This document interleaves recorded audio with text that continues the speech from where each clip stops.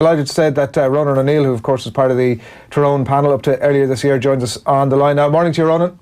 How's it going? Not too bad. Where do you sit on the Diarmuid Connolly argument before we get into Cork Tyrone? It's obviously Dublin Roscommon and Croke Park tomorrow night, and as I said, the most interesting angle on it is really the return of Diarmuid Connolly. Do you put him in? Where do you sit on it?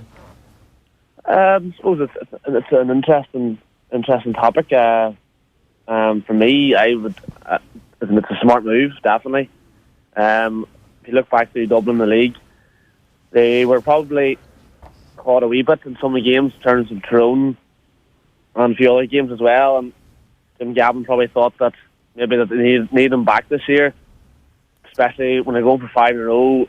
Such a massive thing to do. And as Enda was saying there, that maybe when he's looking back in the tight games, maybe in a semi-final or final, that the star quality he has, that it could be a difference. If you look back in 2017 when he came back for maybe about 5-10 minutes against us in the semi-final, and then he came on in the final against Mayo, and he was the difference, to be honest, wasn't he? So I think it's a smart move, and I definitely think we'll see him, especially if Dublin beat Roscommon this Saturday and Tyrone beat Cork this Saturday, and both teams are through the semi-final. You'll probably see him in Healy Park, I'd say.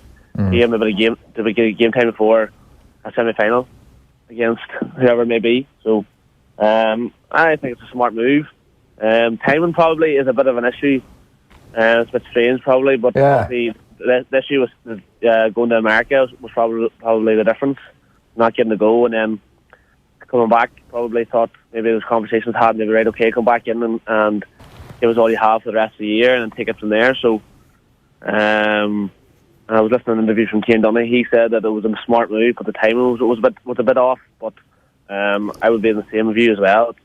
Yeah, the strangest of the timing, Ronan, will be obviously that he, we're in the middle of July now, and obviously he hasn't played very much, and the other point being that obviously there's clearly a bunch of players who are involved in the squad who he may now end up leapfrogging over, and that may not create the best atmosphere maybe in the squad as well. So there is a potential that this thing actually maybe slightly unbalances this Dublin squad.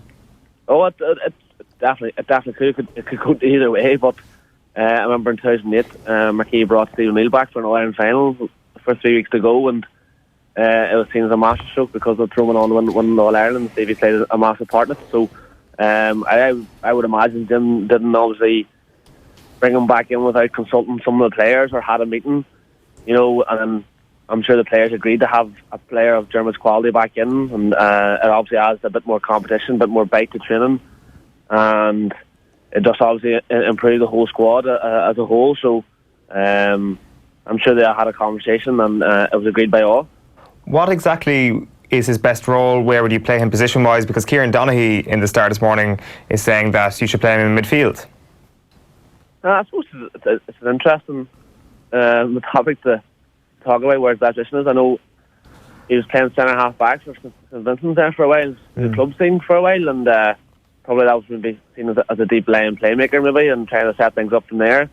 Midfield probably would be an issue where he probably would get on a lot of ball. Some days maybe playing him full forward, especially against teams that maybe are a wee bit more open. Probably between full forward and midfield I would play him. That's what I would find as most effective. Maybe if he hasn't played the game in over a year, playing on full forward where he's not exposed to that energy level out through the middle third.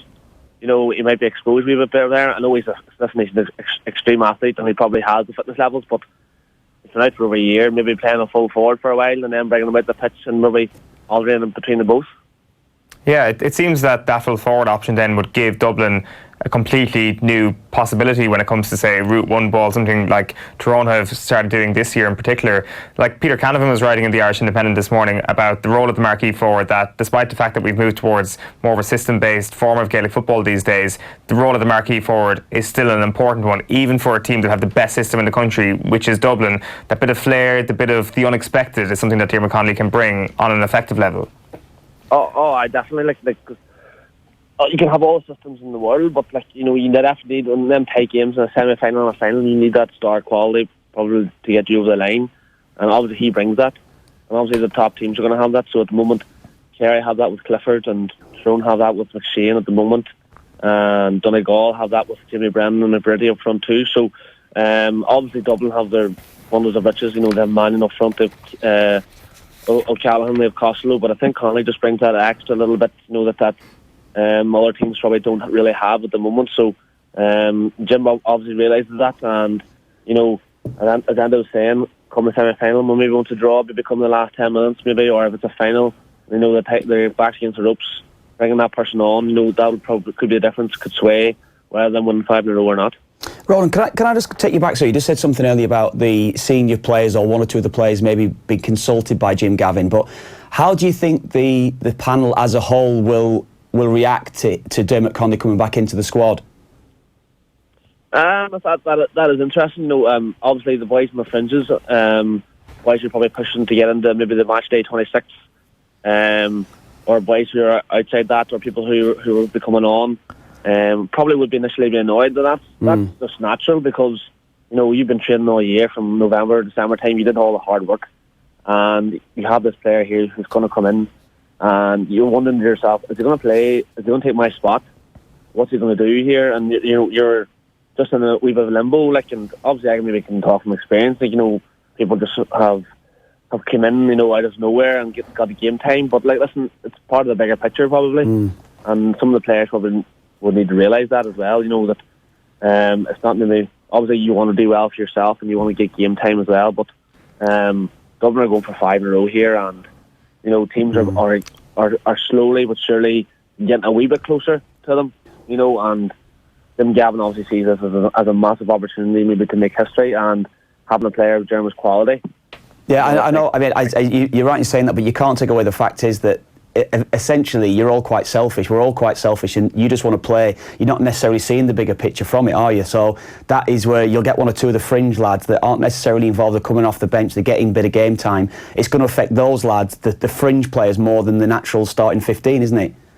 Oh, it is. Definitely. There's no question about it, and that's where Jim's man management comes into play. Obviously as well, and trying to keep everyone happy, and obviously Enda was saying there too that, you know, he has had that ethos throughout his 5 years that if you have a jersey, you hold on to it. So it's up to him whether or not he goes against it, and he brings Diarmuid in to a match day 26, or he puts him in straight away, or does he make Diarmuid work for it, and stick by his ethos and make sure the players he's been trusted from the start of the year are still there, and they get their match day game time, and it could be a massive distraction to the rest of the teams as well, thinking are they going to prepare for Diarmuid Connolly coming on maybe 10-15 minutes, or is Jim playing a master stroke here where he's putting his name out there and he's not going to play him at all. So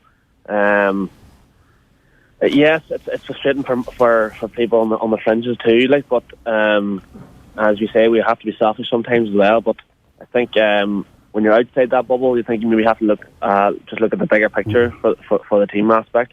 It's not inspiring you to make any calls, is it? It's not inspiring you to make any calls? No, it's not. Not this year, anyway. Talk to us about Cork Tyrone. You were obviously part of that team that did a 16-point demolition job on Cork, I think in Portlaoise maybe last year. They have a little bit of kudos in the bank, obviously, after the Munster final. It's hard to read too much, obviously, into last weekend than any team that plays Dublin. But what's your read on that game this weekend? Again, it's interesting. A lot of people thinking that it could be a dangerous game for Tyrone, but I personally feel that Tyrone will beat them. I think they have too much. I definitely don't see it. The last 2 games that Cork have played, it's sort of been like an open game. Like Cork got through a number of times against the Kerry defence and probably should have had more goals than they did.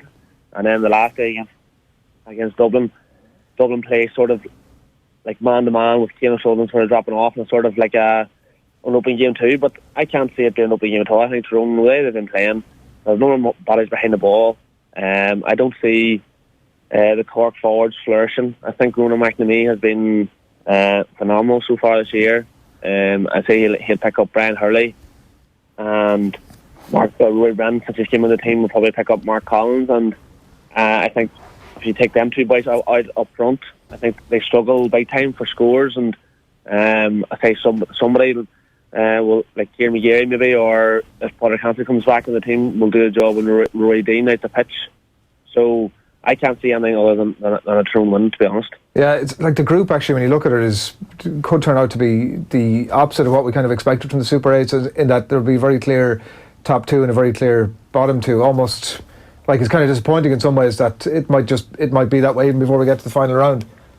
Oh yeah, surely. The last day against Roscommon, that was probably the biggest game, because going away to Hyde Park and then coming back off winning the Connacht Championship, that was a massive game. I'm trying to get over that. You know, I always thought that they would beat Cork, and then you go into a Dublin game looking to win, obviously, yes. I know Marquee will obviously want to win the game, definitely, especially when it's at home. But you could try a different system out, you could try different players out, give players a run against a quality team to see do they have options for later on in the year. So it has been a wee bit disappointing, yes, but obviously you'll have the four best teams then, obviously, in a semi-final then as well. Just a quick question on what could be the game of the weekend, Ronan, on Donegal Kerry. You mentioned the marquee forwards that Donegal have. There's some interesting quotes from the Meath coach, Colm Nally, on the We Are Meath podcast. He says, "I'm not saying Donegal are a one-man team, but they are the closest team I've ever seen to a one-man team." He says Michael Murphy was getting scores, then he was in the middle to catch the balls, and then at the end he was clearing the ball off the line. So I mean, if you put him in our team, which is the Meath team, I think you'd see a different result. Is Michael Murphy that much of a swing when it comes to two teams like that? Yeah, listen, he's a fantastic player, you know, and personally myself, I'd love to see him at full forward a wee bit more, but obviously Donegal like to have him out in the middle of the pitch because he dictates the game out there too. You know, he's a bit of a playmaker.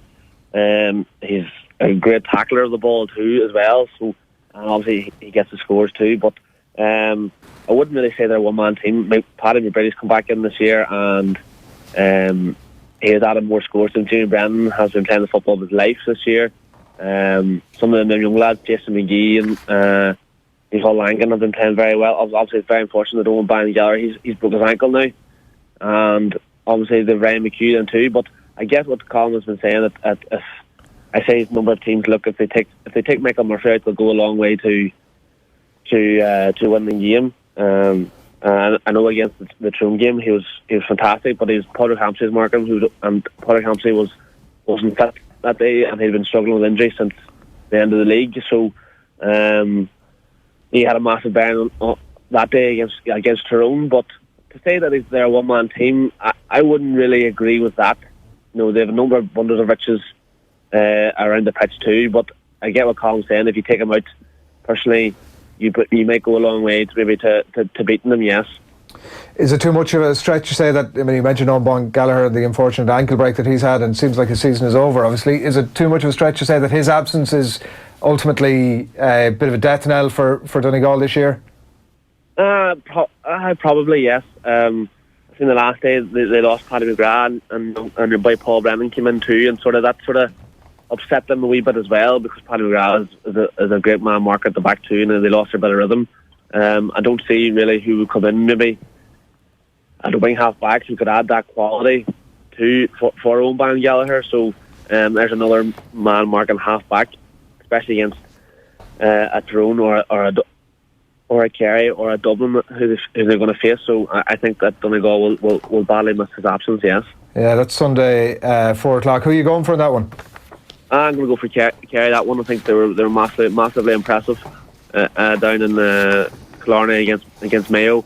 I think their forwards, they just have a bit too much up front for Kerry. They do at the moment, and just the way they've been playing. Obviously, Donegal have been playing well too. They struggle a wee bit against Meath. They got over the line at the end, yes. Meath sort of tired towards the last 10-15 minutes. But I just think the way Kerry performed the last day, they showed a massive hunger, the appetite, will to win, and obviously they'll just bounce off that, feed off that, and bring it into Croke Park on Sunday again. Yeah, I know we won't know the actual answer to this for a number of weeks, but we'll hypothesise a small bit, if you will. Are Kerry that good or Mayo that bad? That is a tough one. Mayo, well, you have to look. Mayo have been playing maybe 5-6 weeks in a row there. They lost Keegan, they lost Paddy Durkin. They have a number of injuries around the middle of the field. They've been hanging on. They probably should have beat Armagh. They should have. I think they were just a team that have just got to where they're capable of at the moment, and Kerry, and then I think all week Kerry had been saying that Connolly was a massive game for them, and they were totally up for it. And Mayo going down there, it was like Tyrone versus Kerry in 2012. They just went into a total ambush, and the Kerry one players and management and fans were totally up for it, and I couldn't see other than a Kerry win. But I wouldn't say Mayo were that bad. I think they were totally tired. They had a few injuries. They lost Diarmuid Connolly too, Matthew Ronan, which were massive. And I know they talked about their strength and depth as well, but losing them players is massive for them, and they obviously couldn't replace them. But the way Kerry have been going too, they've been very impressive. Their forwards are deadly. They seem to have tightened up their defence the last day too. So obviously the biggest test will be this weekend too against Donegal for them. If they come through that, then I think they'll get their answer out of that. Yeah, all right, good stuff, Ronan. A pleasure. Thanks a million. No problem. Hey, thank you very much. Cheers. Ronan O'Neill on the line there, looking ahead to the weekend of Super 8s. Are Kerry that good or are Mayo that bad? Great question. Well, it's obviously neither of them. It's somewhere in the middle. I think so. I think somewhere as well. Like I said before I asked the question, you won't know the answer. You say it with a little smirk on your face, and when the camera's not on, you kind of look. Well, you see, both of you have an agenda, so there's actually no point even asking. Like, if you look at it, you have an agenda. If you look at it properly, I mean, Kerry aren't going to put up 15 points and a half of football again this summer. It was like playing against a Division 2 team in that first half. So Mayo are that bad, is what you're saying? No, Mayo aren't that, but Mayo were just bad on the day. Like as I said, it was like playing against a Division 2 team. As we well know, Mayo are not just a Division 1 team, they won Division 1 this year. Yeah. I was talking to a well-known Kerry footballer after the game, and he said when he saw the conditions, he knew that Kerry would win that game. The kicking game was always going to come into it. Mayo's running game was never going to survive in that. What are you smirking about? It's so easy to be wise after the fact. It is, but no, he said it before the game. He said it to me, but he said before the game, I just strongly fancied Kerry to win well in the game. Bomber, was it? What? The bomber. Just Wow, got it in one.